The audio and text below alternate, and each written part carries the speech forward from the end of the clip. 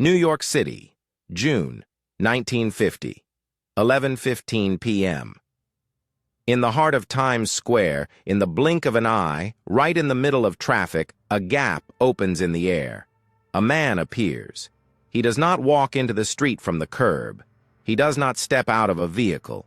He simply materializes, occupying a space that was empty a microsecond before.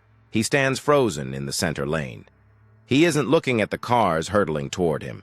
He is staring up at the traffic lights, eyes wide with a terror that goes beyond fear. It is the look of a man seeing a monster. He spins around, clutching a hat that belongs in a museum. A yellow taxi screams. Tires smoke against the asphalt. The impact is sickeningly loud. The man is thrown onto the hood and rolls onto the wet pavement. By the time the crowd rushes forward, the light has left his eyes.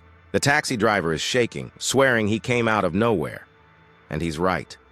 The police write it up as a John Doe, another tragic accident in the city that never sleeps. But they are wrong. The taxi driver slammed the brakes, but it was too late. The man was dead before he hit the ground. But the real mystery wasn't how he died. It was when he lived. 2 hours later, the silence of the city morgue is a heavy contrast to the roar of Times Square. The air here smells of antiseptic and cold steel. Detective Frank Miller stands over a metal table. He rubs his eyes. Miller is a man who deals in facts. Runaways, robberies, domestic disputes gone wrong. He doesn't believe in magic. He doesn't believe in ghosts. He believes in paperwork and closing the file. But tonight, the file won't close. Miller looks down at the plastic evidence bag sitting next to the body. He dumps the contents onto the stainless steel tray. Clatter, clatter, slide. Normally, a John Doe has a wallet, maybe a driver's license, some loose change, a pack of cigarettes. But this guy? This guy has a collection of items that make absolutely no sense. There is a copper token for a beer worth 5 cents, a bill from a livery stable for the washing and care of a carriage and a horse, and a letter. Miller picks up the letter. It is sealed in an envelope, waiting to be read. He looks at the postmark. It is stamped Philadelphia, June, 1876. Miller drops it. He looks at the body, then back at the letter. The paper isn't yellow. It isn't brittle. It feels fresh, crisp, like it was mailed this morning. But the date says this letter has been traveling for 74 years. Let's pause for a second. I want to ask you something. Question. If you accidentally walked through a time portal to the year 2090, what is the first thing you would check to prove you traveled in time? The news or the money? Answer news or money in the comments below. I'm curious to see how you think. This case was supposed to be a simple traffic accident. But as Detective Miller is about to find out, he isn't investigating a death. He is investigating a glitch in reality. Subscribe to the channel right now because we are about to open the cold case of the man who walked out of his house for a smoke and ended up 70 years in the future. The morgue at Bellevue Hospital has a specific kind of quiet. It isn't peaceful. It is the heavy, suffocating silence of a room that has seen too much and said too little. The only sound is the low, rhythmic hum of the ventilation system and the dripping of a faucet in the corner that nobody ever bothers to fix. Detective Frank Miller leans back against the tiled wall, the cold seeping through his trench coat. He lights a cigarette. In 1950, you can smoke in a morgue. You can smoke anywhere. The smoke curls up, blue and thick, mixing with the smell of formaldehyde. He stares at the body on the slab. John Doe. White male. Late 20s, maybe early 30s. Cause of death, blunt force trauma, massive internal bleeding, a shattered rib cage. The taxi did a thorough job, but Miller isn't looking at the injuries. He's looking at the man's face. The guy is handsome, in a severe, old-fashioned way. But it's the hair that bothers Miller first. It's cut in a style he hasn't seen since the portraits of his grandfather. And the sideburns. They aren't just overgrown stubble, they are mutton chops. Thick, bushy, deliberately styled mutton chops that flare out across the jawline. Miller exhales a cloud of smoke and shakes his head. His first thought is simple. It's logical. It's the only thing that makes sense in a city like New York. The guy is an actor. He has to be. Times Square is the theater district. Broadway is right there. This poor kid probably just finished a dress rehearsal for some period piece, maybe a revival of a Dickens play or something about the Civil War. He walked out the stage door, still in costume, took a wrong turn, and got flattened by a cab. Case closed. Tragic, but simple. Miller pushes off the wall and walks over to the metal table where the coroner has laid out the deceased's personal effects, specifically the clothes. The coroner, a man named Doc Weaver, who has been cutting up bodies since the Depression, is standing there, wiping his glasses. He looks up at Miller. He doesn't look happy.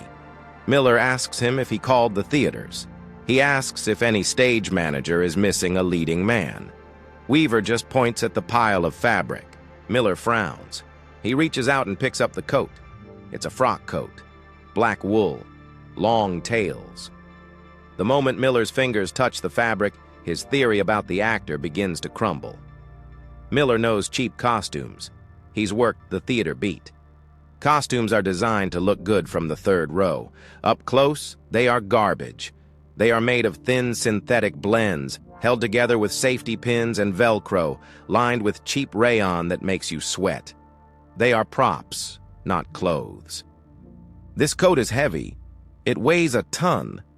It's made of wool so thick and coarse it feels like a rug. It smells of wet dog, tobacco, and coal smoke. It feels oily, water-resistant, the way wool used to be before chemical treatments stripped the lanolin out of it. Miller turns it inside out. He's looking for the label. He expects to see a tag that says Western Costume Co. or property of the Schubert Theater. Instead, he finds a silk label stitched into the lining with incredible precision. The embroidery is intricate. It reads, Deist & Co. Tailors, Philadelphia. Miller runs his thumb over the stitching. It isn't machine work. A machine stitch is perfect, uniform, soulless. This is hand-stitched. Every single thread was pulled through by a human hand. The lining isn't glued, it's sewn. He puts the coat down and picks up the vest. It's a checkered pattern, subdued, dignified. Again, the material is heavy. There are no zippers. Zippers became common 20 years ago. There are no plastic buttons. The buttons are bone, real, polished bone. Miller moves to the trousers. They are high-waisted with buttons for suspenders. No belt loops. Men didn't wear belts with trousers like this back in the day. He picks up a shoe. This is where the actor theory dies completely. Actors wear comfortable shoes. They might wear boots that look old on the outside, but inside, they have Dr. Scholl's inserts and rubber soles for gripping the stage. These shoes are button-up boots, leather. Hard, unforgiving leather that has been molded to the shape of the dead man's foot over years of walking. The soles are leather, stacked and nailed. There is a metal horseshoe tap on the heel. That explains the sound the witnesses heard, the sharp click-clack on the pavement before the crash. But here is the thing that makes the hair on the back of Miller's neck stand up. The clothes are old. The style is ancient. This is fashion from the 1870s. This is what President Grant would have worn. But the condition is wrong. If you go to a museum or a vintage shop or your grandmother's attic and you pull out a coat from 1870, you know what it looks like. It's fragile. The fabric is thinning. The silk lining is shattering. It smells like dust and decay. It is gray with age. These clothes are brand new. There is no moth damage. There is no fading from the sun. The wool is pitch black and strong. The leather of the boots is supple and shines with fresh polish. The bone buttons are bright white, not yellowed. Miller looks closely at the collar of the shirt. It's stiff, starched linen. It's spotless. There is no yellowing around the neck. It's as if the guy bought the suit this morning. Miller looks at Doc Weaver. The coroner is leaning against the sink, arms crossed. Miller asks him what he thinks. Weaver tells him that he ran the threads under the microscope. He tells Miller that the dye in the fabric is organic. indigo and logwood, no synthetic chemical dyes. He tells him that the cotton in the shirt is a long staple variety that hasn't been grown commercially in the South for 40 years. Miller stares at the pile of clothes. He tries to rationalize it. Maybe the guy was a fanatic, an eccentric billionaire who had clothes custom-made to exact historical specifications. Maybe he was part of some secret society that dresses up like it's the Victorian era. But even that doesn't fit. A replica is still a replica. It feels new, but it feels modern. This feels like it was transported. And then there is the body itself. Weaver pulls back the sheet. He points to the man's hands. They are soft, but not manicured. They are the hands of a gentleman. But they aren't the hands of a man from 1950. There are no callous patterns from holding a steering wheel. There are no nicotine stains on the fingers, which is strange for a smoker, unless he smokes cigars exclusively and uses a holder. Weaver points to the teeth. In 1950, dentistry is pretty good. People have fillings, they have crowns, they have bridge work. This man has perfect teeth, but they have seen no modern dentistry, no amalgam fillings, no gold, just natural teeth, surprisingly healthy, but worn down slightly in a way that suggests a diet of coarser food than what people eat today. Miller walks back to the clothes. He picks up the hat. It's a tall beaver skin hat. Not felt. Beaver skin. The real deal. The kind that was hunted to near extinction. You can't even buy this material anymore. It's illegal. He turns the hat over. Inside the rim there is a sweatband. It's leather. And stamped into the leather, in gold leaf that is still bright and uncracked, is the name of the hatter. Hayes and Cubber, 1874. Miller feels a cold knot tighten in his stomach. He drops the hat back onto the metal tray. It lands with a solid, heavy thud. He looks at the dead man's face again. The expression of terror is frozen there. Miller has seen dead bodies in costumes before. Halloween, Mardi Gras, plays. When you strip the costume off, you find a modern man underneath. You find Hanes underwear. You find a wristwatch tan line. You find a vaccination scar on the shoulder. Miller checks the shoulder. There is no vaccination scar. No smallpox mark. No BCG scar. Nothing. This man has never been vaccinated. In 1950, that's almost impossible for an adult living in a city. This isn't a prank. This isn't a costume. Miller realizes he is looking at a ghost made of flesh and blood. He is looking at a man who got dressed in the morning, buttoned his vest, polished his boots, put on his heavy wool coat to ward off a chill from a winter that ended 70 years ago. The detective puts out his cigarette. His hand is shaking, just a little. He needs to sit down. He needs to look at the rest of the evidence, because if the clothes are impossible, the things in the pockets are terrifying. Miller turns away from the body. The man on the table, this Rudolph Fentz, if that is his name, is a silent riddle. But the dead don't talk. The evidence, however, screams. Miller pulls up a stool next to the stainless steel tray holding the contents of the man's pockets. He switches on a desk lamp. The harsh bulb hums, casting a circle of bright, clinical light onto the metal. In a homicide investigation, the pockets tell the story. You find a betting slip, you know the guy played the ponies. You find a lipstick-stained napkin, you know he had a mistress. You find a syringe, you know he had a habit. Miller looks at the collection spread out before him.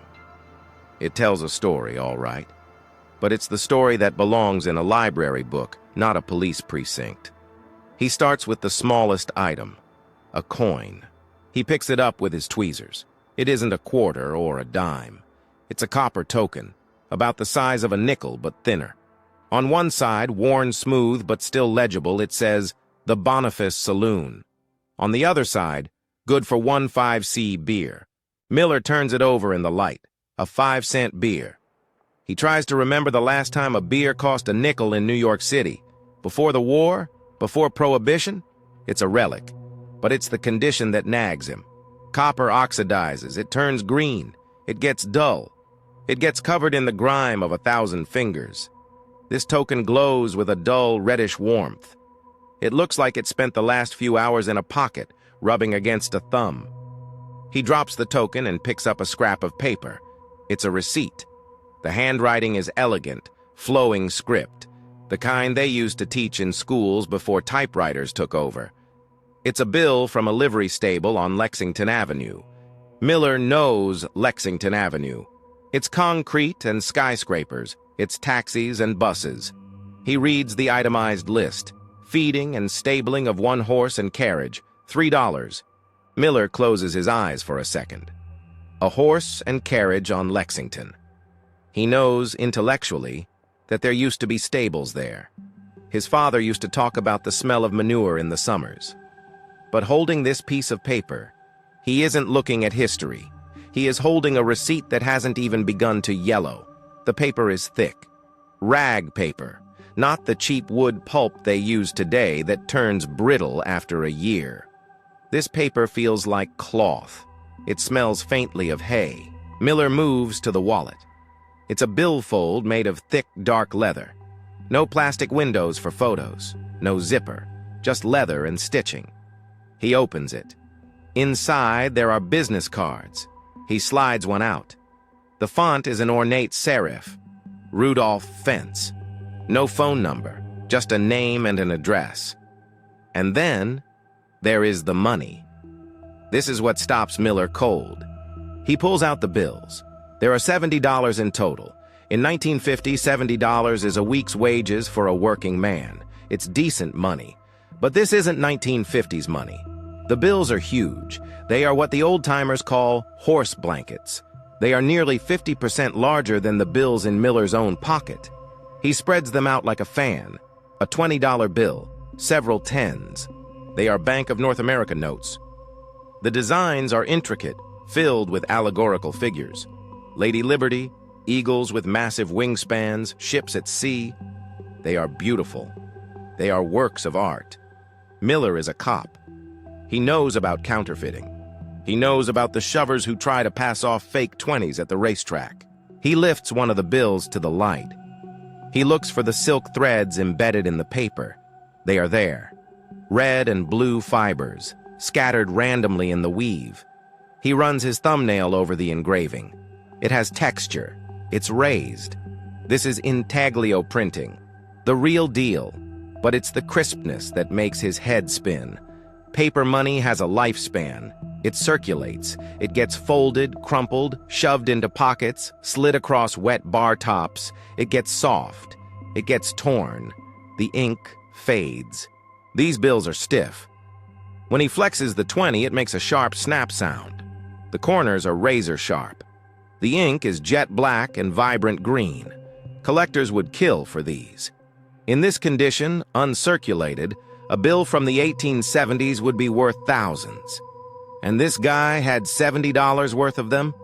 Just walking around Times Square? If this is a counterfeit, it's the most insane counterfeit in history. Why would you forge money that hasn't been legal tender for decades? You can't walk into Macy's and buy a suit with a horse blanket bill. The clerk would call the cops. It's useless as currency, but priceless as an artifact. Miller stares at the face of the bill. The date is printed clearly.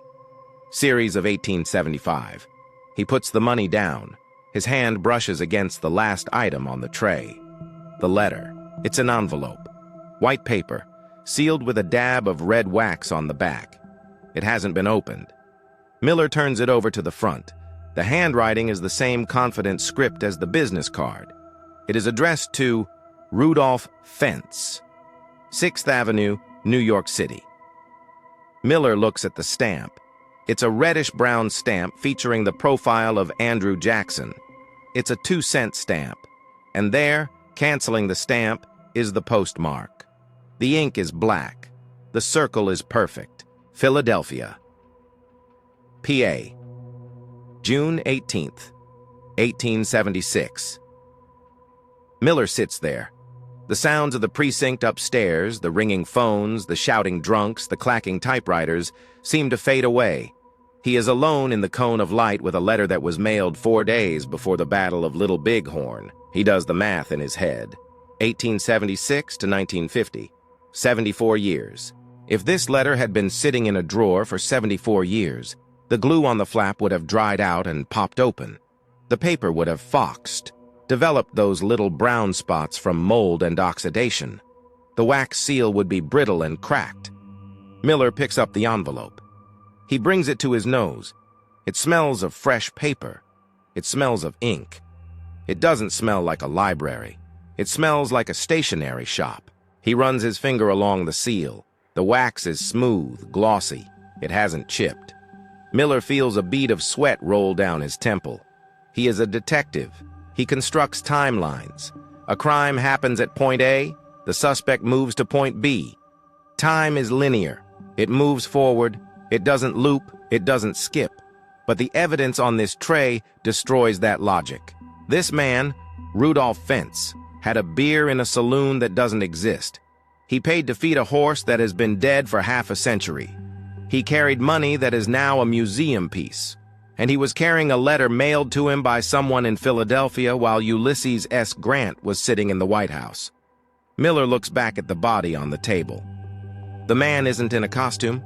He isn't a prankster. Rudolph Fentz simply went for a walk. He put on his coat. He checked his wallet. He grabbed his mail. He stepped off a curb in 1876.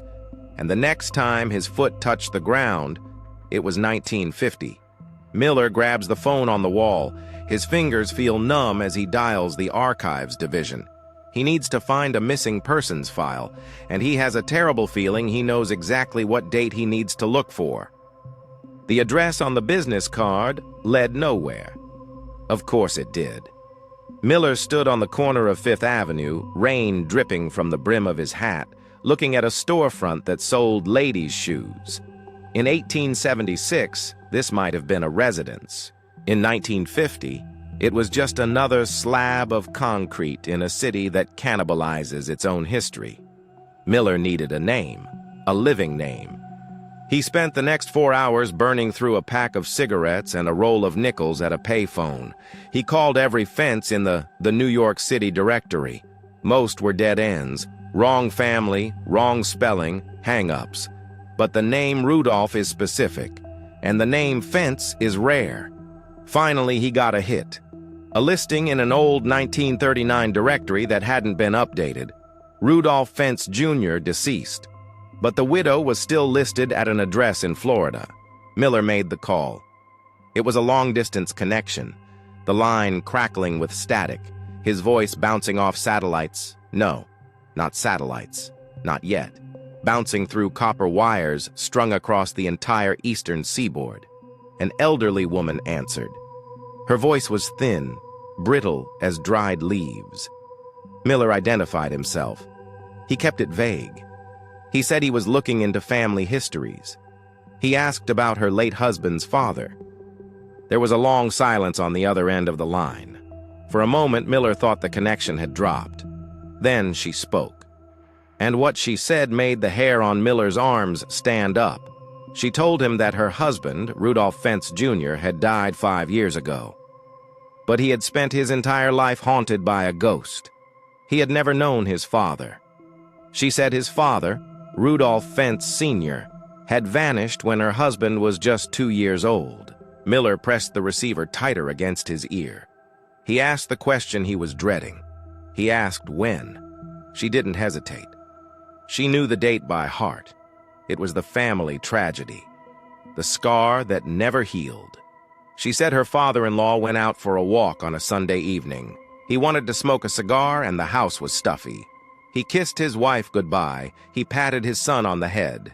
He walked out the front door, and the earth swallowed him whole. They checked the hospitals. They checked the morgues. They hired private detectives. They spent their savings trying to find him. But not a single trace was ever found. No body, no hat, no cigar butt. Nothing. Miller asked the year. 1876. Miller hung up the phone. The precinct was noisy, but he felt like he was underwater. He had the story. Now, he needed the proof. He needed to see it in ink. He headed down to the basement of the police headquarters. This was the Hall of Records. It was a dungeon of paper. Rows and rows of metal shelving, stacked floor to ceiling with bound ledgers, smelling of mildew and rot. This was where the city buried its unsolved mysteries. The archivist, a guy named Sullivan who looked like he was made of dust himself, wasn't happy to see him. Nobody goes digging for files from the 19th century unless they're writing a book or losing their mind. Miller gave him the date. Summer, 1876. Missing persons. Sullivan grumbled, disappeared into the shadows of the stacks, and came back 10 minutes later heaving a massive book onto the counter. The leather cover was peeling. The spine cracked when he opened it. Dust motes danced in the dim light. Miller put on his reading glasses. He ran his finger down the list of names. The handwriting was elaborate, full of loops and curls, written with a quill pen dipped in iron gall ink. June 1st, June 5th, June 12th, runaways, debtors skipping town, husbands leaving wives, the usual misery of the city. And then he stopped. His finger hovered over a name near the bottom of the page. Report date, June 18th, 1876. Name, Rudolph Fentz. Age, 29. Residence, 5th Avenue. Miller felt a cold sweat break out on his forehead. He read the description written by the desk sergeant 74 years ago. Subject was last seen leaving his residence at approximately 8:09 p.m. Subject intended to take a walk. Miller's eyes scanned to the column labeled Description of Clothing. This was it.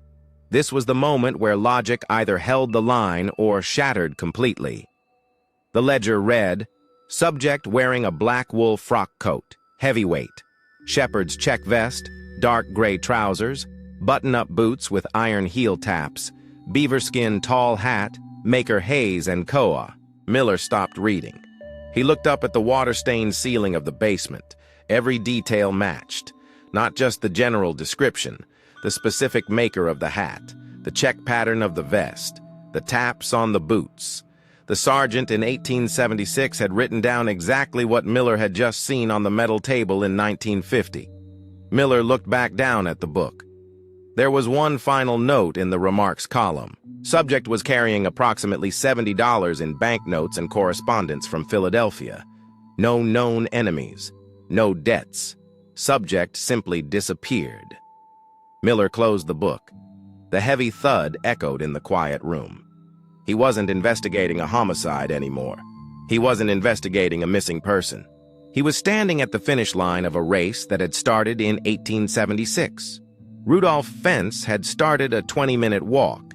He had stepped off a curb in the gas-lit streets of Victorian New York, taken a single step, and landed in the neon chaos of 1950. The journey had taken him 0 seconds, and it had taken him 74 years. Miller walked out of the archives. He climbed the stairs back to the street level. He needed fresh air. He pushed open the doors and stepped out into the New York night. The traffic was roaring. The lights were blinding. Miller looked at the people rushing past him.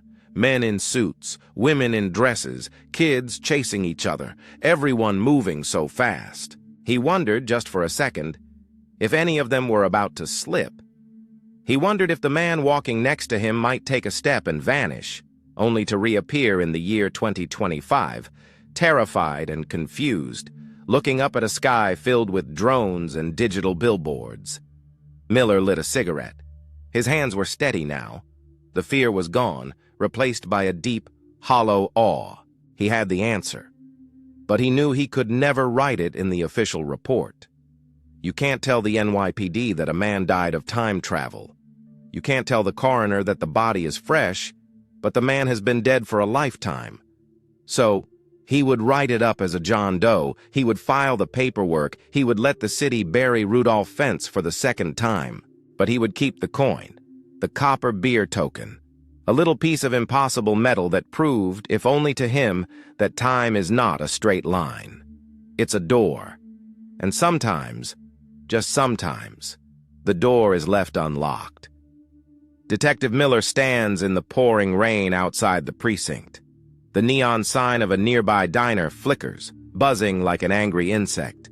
He has the file tucked under his arm, the official file, the one that lists the deceased as a John Doe, the one that lists the cause of death as accidental, the one that makes no mention of 1876 or horse-drawn carriages or coins that shouldn't exist. Miller takes the copper beer token out of his pocket. He flips it in the air. It catches the light, a dull, reddish glint of a time that is dead and buried. He catches it. He makes a fist. He walks over to a storm drain. The water is rushing into the dark grate, carrying cigarette butts and candy wrappers down into the sewers, down into the deep, forgotten guts of the city. Miller opens his hand. He lets the token fall. It hits the grate with a clink, bounces once, and slips through the bars. Gone. He did his job. He closed the case. Because some files aren't meant to be solved, some files are just warnings. Warnings that the world isn't as solid as we think it is. Warnings that the pavement beneath our feet is thin, and if you step in the wrong spot at the wrong time, you might just fall through the cracks of history. Miller pulls his collar up against the cold wind. He turns and walks away, disappearing into the fog of 1950, a man trying to forget that he just looked eternity in the eye. And that is where the story of Detective Miller ends. But the story of Rudolph Fentz? That is where things get complicated. You see, for decades, this story has been circulated as one of the absolute smoking guns of paranormal phenomena. It has been cited in books about the Bermuda Triangle. It has been printed in European journals of parapsychology. It was one of the first viral stories of the early internet. The details are always the same. The mutton chop whiskers, the coin, the letter from 1876, the panic in Times Square. It is a perfect story. It has physical evidence. It has police witnesses. It has a verified missing persons report from the past. So, what is the explanation? Scientific theorists have bent over backwards trying to explain this. They talk about Einstein-Rosen bridges, wormholes that can theoretically connect 2 points in space-time. They talk about time slips, where the fabric of reality thins out like a worn-out pair of jeans, and for a split second, 2 moments in time overlap. Physicists will tell you that time is not a river that flows in one direction. They say time is like a loaf of bread, and every moment, past, present, and future, exists simultaneously, just different slices of the same loaf. Theoretically, if you could cut through the loaf at a diagonal, you could step from the crust of 1876 directly into the middle of 1950. It's terrifying. It implies that we are not safe. It implies that you could walk into your kitchen to get a glass of water and end up in the Paleolithic era. But there is another theory, a theory that is less about physics and more about the power of the human mind. In 2000, a folklore researcher named Chris Albeck decided to do what Detective Miller did. He decided to find the source. He wanted to find the actual police report, the actual autopsy records, the actual newspaper headline from 1950. He dug through the NYPD archives. He went through the microfiche of the New York Times and the Herald Tribune. He found nothing. No Rudolph Fentz, no traffic accident in Times Square matching that description. No mysterious John Doe. So, was it a hoax? Not exactly. It was something stranger. Albeck traced the story back. He found it cited in a magazine from the 1970s. That magazine cited a book from the 1960s. That book cited a report from the 1950s. And finally, he found the origin. It wasn't a police report, it was a short story. A piece of fiction titled, I'm Scared, written by a legendary science fiction author named Jack Finney. It was published in Collier's magazine on September 15, 1951.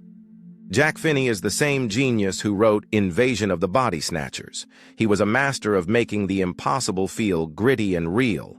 In his story, a character named Captain Hubert Vive Ream recounts the strange case of a man named Rudolph Fentz who appeared in Times Square. The story was fiction. It was entertainment. But then, something bizarre happened. A game of telephone played out over 50 years. Someone read the story, forgot it was fiction, and retold it as a fact they heard from a friend. Then a newsletter printed it as a strange but true anecdote. Then a paranormal researcher in Europe translated it, stripping away the context that it was a story by Jack Finney. By the time the internet was born, Rudolph Fentz had stopped being a character in a magazine and had become a real person in the mythology of the paranormal. We created him.